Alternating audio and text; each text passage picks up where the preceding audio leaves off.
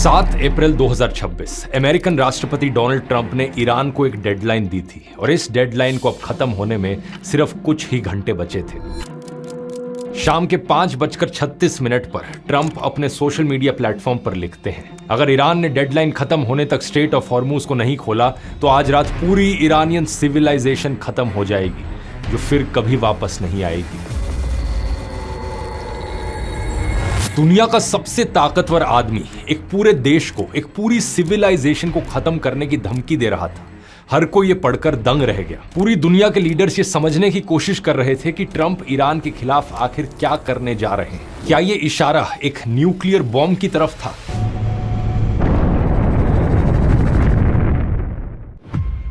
आज की वीडियो बहुत ही डेंजरस और सीरियस टॉपिक पर है।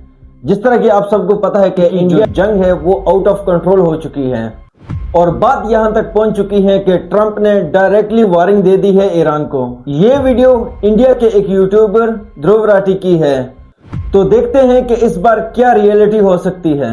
ईरान वॉर पर आए तो 28 फरवरी से लेकर अब तक 50 दिन से ज्यादा लंबी इस चली वॉर में 4000 से ज्यादा लोग मारे जा चुके हैं। ईरान में 2000 से ज्यादा लोग मर चुके हैं। इजराइल में 26 और 13 अमेरिकन सोल्जर्स भी मारे जा चुके हैं। ये नंबर मेरे लिए बोलते वक्त और आपके लिए सुनते वक्त सिर्फ एक डेटा पॉइंट लगता है, लेकिन असलियत में सोचकर देखो दोस्तों, 7000 से ज्यादा परिवारों की जिंदगियां हमेशा के लिए तबाह। लाखों लोगों को अपने घर छोड़ने पड़े हैं और सवाल ये कि किसके लिए, क्या मिला इस सबसे?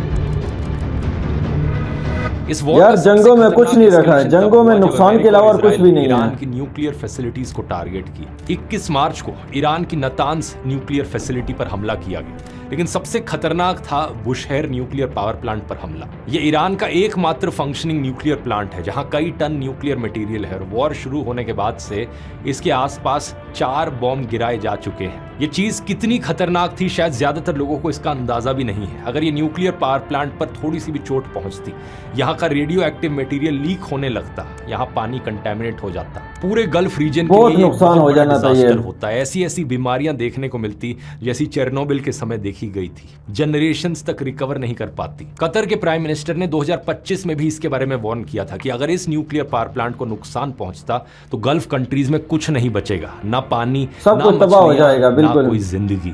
If that were blown up and nuclear material wound up in the water, since it's right on the water, what would happen to the water?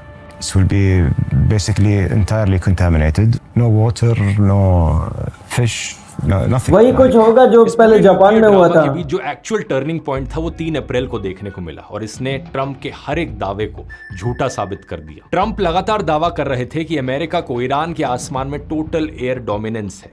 We won. Okay. They are militarily defeated. कि Iran हार चुका है, कि war almost खत्म हो चुकी है। लेकिन 3 अप्रैल को ईरान ने अमेरिका का एक F-15E strike eagle fighter jet गिरा दिया।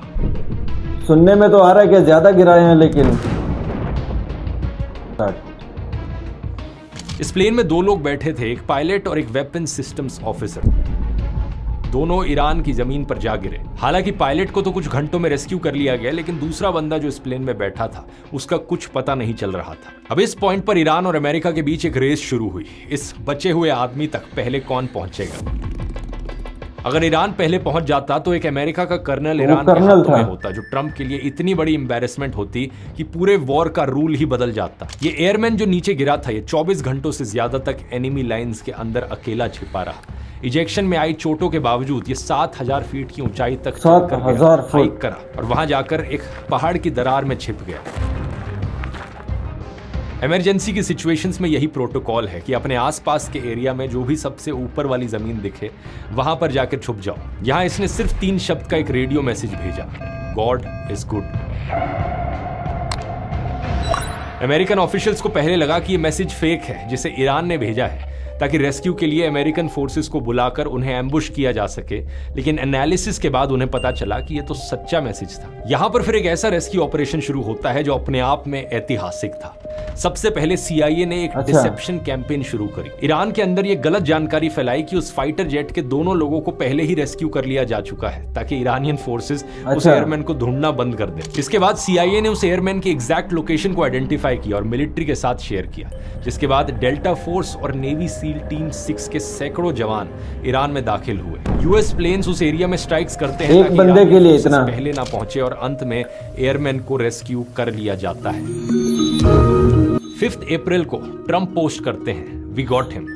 उन्होंने कहा कि एनिमी लाइंस के अंदर बिना किसी नुकसान के ये रेस्क्यू दिखाता है कि ईरान के आसमान में अमेरिका की टोटल एयर डोमिनेंस है। लेकिन सच्चाई यही थी कि सक्सेसफुल रेस्क्यू ऑपरेशन के बावजूद भी ईरान ने अमेरिका का एक फाइटर जेट, सबसे बड़ा नुकसान तो ये हो गया ना, हेलीकॉप्टर्स पर भी फायरिंग की थी, जिसमें एक war plane A-10 warthog crash हो गया था और 2 ब्लैक हॉक्स हेलीकॉप्टर हिट हुए थे। इसके अलावा 2 ट्रांसपोर्ट एयरक्राफ्ट भी डैमेज हुए और मिलिट्री ने उन्हें ईरान की जमीन पर ही डिस्ट्रॉय कर दिया ताकि वो ईरानियन हाथों में ना पड़े। इस बीच ट्रंप ने ईरान को स्ट्रेट ऑफ हॉर्मुज खोलने की 4 बार डेडलाइन दे दी थी। पहले 21 मार्च, फिर 23 मार्च, फिर 28 मार्च और फिर 6 अप्रैल। ईरान ने चारों को इग्नोर कर दिया। 7 अप्रैल तक जब कुछ भी काम ना आया तो ट्रंप ने सीधा गाली शुरू हो गई। मजाक नहीं कर रहा, इस पोस्ट को देखो, देखकर लगता है कि किसी 16 साल के बच्चे ने लिखी हो। Open the strait you crazy bastards और you'll be living in hell. Trump ने कहा कि डेडलाइन खत्म होने के बाद पावर प्लांट्स, ब्रिज, हर चीज को टारगेट किया जाएगा। Every power plant in Iran will be out of business, burning, exploding and never to be used again. लेकिन ईरान ने फिर भी स्ट्रेट ऑफ हॉर्मुज नहीं खोला। ये वही दिन था दोस्तों जिस रात ट्रंप ने वो पोस्ट किया जिसने पूरी दुनिया को हिलाकर रख दिया। Today a whole civilisation will end, one that will never come back. I don't want this to happen, but perhaps this is how it will be. Trump ने ये तक कहा कि ये वॉर क्राइम नहीं होगा क्योंकि ईरानियंस एनिमल्स हैं। They're animals and we have to stop them and we can't let them have a nuclear weapon. पूरे देश के लोगों को ही डिह्यूमनाइज कर दिया, जानवर कह दिया। एमनेस्टी इंटरनेशनल का कहना था कि ये जेनोसाइड की धमकी के बराबर है। लीगल एक्सपर्ट्स ने कहा सिविलियन बहुत लोग मारे यार, बहुत लोग शहीद हुए इसमें। इंटरनेशनल लॉ ईरान में वॉर क्राइम है। UN Secretary General Antonio Guterres warned the US that attacking civilian infrastructure is banned under international law. Trump की डेडलाइन में कुछ ही घंटे बचे थे। मिडिल ईस्ट में कई देशों की एम्बेसीज ने अपने सिटीजन्स को सेफ हार्बर लेने के लिए वार्निंग इशू कर दी थी। पूरी दुनिया एक ऐसे वॉर के कगार पर थी जो आज तक कभी नहीं देखी गई थी। डेडलाइन खत्म होने से पहले ही यूएस ने खार्ग आइलैंड, जहां से ईरान का 90% ऑयल एक्सपोर्ट होता है, वहां स्ट्राइक्स कर दी। लेकिन फिर कुछ ऐसा हुआ जिसकी उम्मीद किसी ने नहीं की थी। डेडलाइन खत्म होने के सिर्फ 90 मिनट्स पहले ईरान और अमेरिका ने 2 हफ्ते का सीज फायर एग्रीमेंट अनाउंस कर दिया। और सबसे हैरानी की बात यह थी कि यह सीज फायर पाकिस्तान ने कराया था।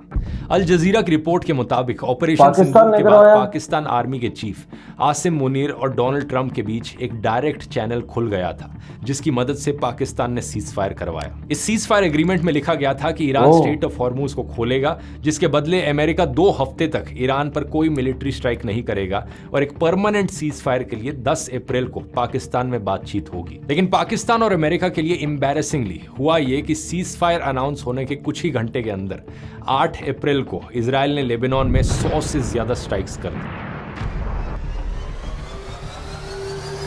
300 से खत्म नहीं हुई, दूसरी शुरू हो गई। इजराइल की लेबनान पर अब तक की सबसे 300 से भी ज्यादा। इजराइल के प्रधानमंत्री बेंजामिन नेतन्याहू कहते हैं कि यूएस और ईरान के बीच जो सीज फायर हुआ है उसमें लेबनान शामिल नहीं है, तो मैं यहां बॉम्ब गिरा सकता हूं। US vice president JD Vance ने भी कहा कि अमेरिका ने तो कभी सीज फायर में लेबनान को शामिल करने का वादा किया ही नहीं था। लेकिन पाकिस्तान के प्रधानमंत्री शहबाज शरीफ ने जो पोस्ट किया था सीज फायर को लेकर, जो स्टेटमेंट जारी करी थी, उसमें साफ लिखा हुआ था कि इस सीज फायर में लेबनान और बाकी सभी देश भी शामिल होंगे। इसी कारण से इसके बाद ईरान के फॉरेन मिनिस्टर अब्बास आरगची ने शरीफ को कोट करते हुए कहा कि अमेरिका को फैसला करना होगा, या तो सीज फायर करो या इजराइल के जरिए वॉर जारी रखो। दोनों चीजें एक साथ नहीं हो सकती। सीज फायर पर यह कंफ्यूजन जारी रहता है, नहीं हो सकती यार। यहाँ पर आप आ रहे हो और वहां पर हमला कर रहे हो। दोनों साइड्स के बीच 21 घंटे तक बातचीत चली, जिसमें ईरान ने 10 पॉइंट पीस प्रपोजल, 21 घंटे तक ईरान की डिमांड्स थी कि उस पर लगी सारी सैंक्शंस हटा दी जाए, स्ट्रेट ऑफ हॉर्मुज पर ईरान का कंट्रोल रिकॉग्नाइज किया जाए और यूएस फोर्सेस मिडिल ईस्ट से विड्रॉ कर लें, और सबसे इंपॉर्टेंट ईरान के यूरेनियम एनरिचमेंट के राइट को एक्सेप्ट किया जाए। ट्रंप के मुताबिक ज्यादातर पॉइंट्स पर सहमति, यही तो नहीं चाहता ट्रंप। पॉइंट जो सबसे ज्यादा मैटर करता था, न्यूक्लियर पावर को लेकर, उस पर सहमति नहीं बनी थी। 12 अप्रैल की सुबह यूएस डेलीगेशन को हेड कर रहे JD वैंस अनाउंस करते हैं एग्रीमेंट नहीं हो पाया। न्यूयॉर्क टाइम्स के मुताबिक अमेरिका चाहता था कि ईरान 20 साल तक अपनी सारी न्यूक्लियर एक्टिविटी को सस्पेंड कर दे, लेकिन ईरान सिर्फ 5 साल तक न्यूक्लियर एक्टिविटी सस्पेंड करने को तैयार था। पीस टॉक्स फेल होने के तुरंत बाद ट्रंप ने अनाउंस किया सिर्फ कि 5 US साल नेवी तक अब ईरानियन पोर्ट्स का कंप्लीट ब्लॉकेड शुरू करेगी। अब यहाँ पर एक स्ट्रेट ऑफ हॉर्मूज पर 2-2 ब्लॉकेड्स लग गए थे। ईरान हॉर्मूज को बंद करने के बाद भी चाइना जैसी अपनी फ्रेंडली कंट्रीज का ऑयल यहाँ से पास होने दे रहा था। लेकिन अब इस अमेरिकन ब्लॉकेड के जरिए अमेरिका चाहता था कि चाइनीज शिप्स भी पास ना कर पाए। इसे लेकर चाइना ने भी अमेरिका को वार्निंग दी कि वो ईरान और उसके दो ब्लॉक लग गए, एक तो ईरान की तरफ से लग गया और दूसरा अमेरिका की तरफ से। 13 शिप्स को रोका या रीडायरेक्ट किया, लेकिन 17 अप्रैल को अचानक से ईरान अनाउंस करता है कि स्ट्रेट ऑफ हॉर्मूज अब कंप्लीटली ओपन है। एटलीस्ट जब तक के लिए सीज फायर चल रहा है तब तक के लिए ये स्टेट खुल चुका है। इसके बाद ऑयल प्राइसेस में तुरंत 10% की गिरावट आई। हालांकि अगले ही दिन ईरान ने यू टर्न ले लिया और कहा कि स्ट्रेट ऑफ हॉर्मूज बंद है, और ट्रंप ने कहा कि अमेरिका ने जो ब्लॉकेड लगाया है वो तब तक नहीं खुलेगा जब तक डील नहीं हो जाती। इस पूरी वॉर में दोस्तों जो कुछ अभी तक हुआ है उस सब में इंडिया का भी एक बड़ा नुकसान हुआ है। जब पाकिस्तान दुनिया की सबसे बड़ी पीस नेगोशिएशन करवा रहा था, वो काम जो आइडियली इंडिया जैसे देशों को करना चाहिए, तब फॉरेन मिनिस्टर एस जयशंकर ने पाकिस्तान को इस मीडिएशन के लिए दलाल कहा। जयशंकर ने कहा कि इंडिया इसलिए मीडिएशन नहीं कर रहा क्योंकि इंडिया पाकिस्तान की तरह दलाल देश नहीं है। लेकिन मीडिएशन तो छोड़ो दोस्तों, इस सरकार से अपने देश के इंटरेस्ट तक सिक्योर नहीं किए जा रहे। 18 अप्रैल को 2 इंडियन फ्लैग्ड मर्चेंट वेसल्स, जिनमें से एक सुपर टैंकर भी था, वो स्ट्रेट ऑफ हॉर्मूज क्रॉस करने की कोशिश कर रहे थे। इस सुपर टैंकर में 2 मिलियन बैरल्स इराकी ऑयल था और अचानक से IRGC 2 million barrels Iraqi oil शुरू कर दिया। इसका ऑडियो भी सामने आया है जिसे आप सुन सकते हैं। ये मैंने काफी सुना था। इन दोनों वेसल्स को यू टर्न लेकर वापस जाना पड़ा। सैटरडे को टोटल 8 इंडियन फ्लैग्ड वेसल्स ने स्ट्रेट ऑफ हॉर्मूज को अप्रोच किया, लेकिन बढ़ी हुई टेंशंस की वजह से उनको वापस लौटना पड़ा। इसके बाद इंडिया ने ईरानियन एम्बेसडर को समन किया और इस पर कंसर्न जाहिर किया। लेकिन सवाल यह है कि इंडिया ऐसी स्थिति में आया कैसे? कुछ महीने पहले तक ईरान इंडिया का दोस्त था और दोनों मिलकर साथ में चाबहार पोर्ट बना रहे थे, लेकिन आज ईरान इंडियन शिप्स पर फायर कर रहा है। इसके अलावा इंडियन सरकार को बार बार अमेरिका से परमिशन लेनी पड़ रही है कि इंडिया रशिया से ऑयल खरीद सकता है या नहीं खरीद सकता। बार बार अमेरिका से वेवर मांगना पड़ रहा है। बहुत प्रेशर करने के बाद अमेरिका ने इंडिया को परमिशन दे दी है रशियन ऑयल खरीदने की, लेकिन सिर्फ 16 मई तक। सवाल यह है कि बार बार अमेरिका से परमिशन क्यों मांगनी पड़ रही है? शायद पाकिस्तान को दलाल बोलकर जयशंकर जी रेड लेजर वाली रील बना सकते हैं, लेकिन सवाल यह है कि क्या वो इंडिया को ऑयल सिक्योरिटी दिला सकते हैं? हम जिस देश से तेल खरीदना चाहें अपनी मर्जी से खरीद, सबसे बड़ा सवाल ये है अमेरिका के सामने जाकर भीख ना मांगनी पड़े। इस सब के बीच में दोस्तों अच्छी खबर यहाँ पर यह है कि इजराइल और लेबनान के बीच में भी अब 10 दिन का सीज फायर डिक्लेयर हो गया है। इसे अमेरिका ने मीडिएट किया और ट्रंप ने पोस्ट करके बताया कि नेतन्याहू ने फोन कॉल पर सीज फायर के लिए एग्री कर लिया है। 10 दिनों के बाद परमानेंट पीस के लिए नेगोशिएशंस होंगी। हालांकि इजराइल ने कहा है कि उसके ट्रूप्स अभी भी सदर्न लेबनान में रहेंगे। अब लेटेस्ट अपडेट यह है कि 22 अप्रैल को जो 2 हफ्ते का सीज फायर हुआ था ईरान और अमेरिका के बीच में, ये खत्म हो रहा है। और सवाल यह है कि क्या इससे पहले दोनों देशों के बीच में डील हो पाएगी? अगर डील नहीं होती तो वॉर फिर से शुरू होने का खतरा है। लेकिन एक दूसरा बड़ा सवाल यह है कि अगर डील होती भी है तो क्या इजराइल इससे मानेगा? इस पूरी वॉर के बीच इजराइल ने एक और ऐसा काम किया है जिसने पूरी दुनिया को हिलाकर रख दिया। 30 मार्च 2026 को इजराइल ने एक डेथ पेनल्टी लॉ पास किया।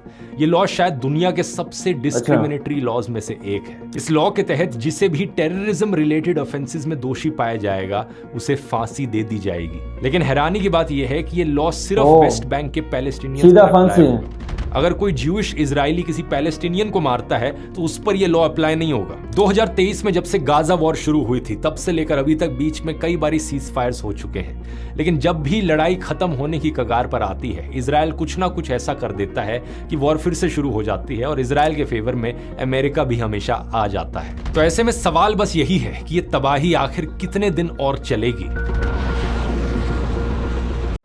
अब आप लोग क्या सोचते हो? क्या ये वॉर और आगे बढ़ेगी या कोई पीसफुल सॉल्यूशन निकलेगा?